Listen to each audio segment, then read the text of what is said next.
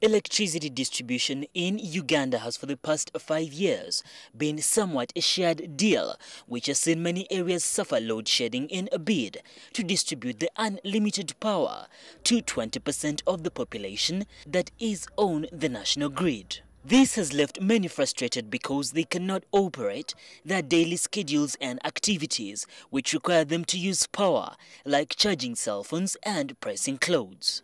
Now, following government's decision to stop subsidizing the electricity sector by 60%, this will now see the customer pay 36% more to cover the entire cost. On average, a household consumes 70 units per month, which is an average of 26,992 shillings that the consumer pays at 385.6 shillings per unit. However, this will now be 36,715 shillings at the new rate of 524.5 shillings per unit. But Umeme, the electricity distributor, at the end of the day will still collect 57,400 shillings from the government after it pays up the subsidy to the 820 shillings per unit rate that was agreed on in the agreement. The average man who survives on less than $1 a day is going to be the worst affected because they will now spend more on paying for electricity as opposed to other basic needs and social services like health.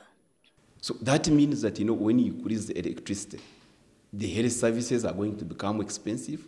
So these young mothers that have been dying are likely to increase in the death.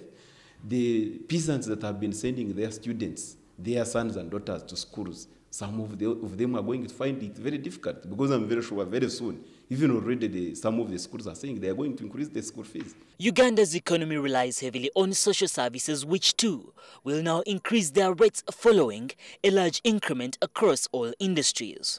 But how did these subsidies come about, and why is the government shunning them now? The government of Uganda is paying most of the subsidies to cover the losses which Umeme has failed to eliminate in the grid.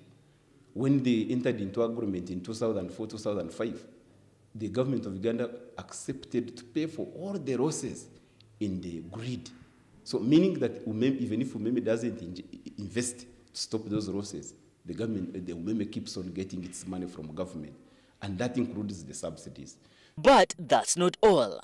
Uganda does not have an automatic adjustment system in its traffic mechanism, and prices are likely to change with time based on eternal factors such as inflation.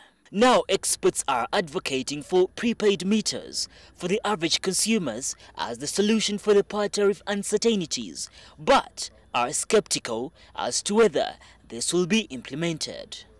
But that would mean that every consumer would pay for actual electricity consumed. And so Umeme would not go to government, say, actually, I supplied so much, so this is what I have collected, this is the loss I have made, so please pay for the losses. And for that matter, Umeme will never provide prepaid meters to all Ugandans.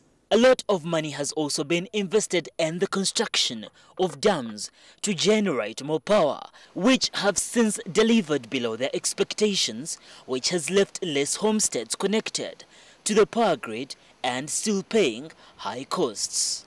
Craig Kadoda, NTV.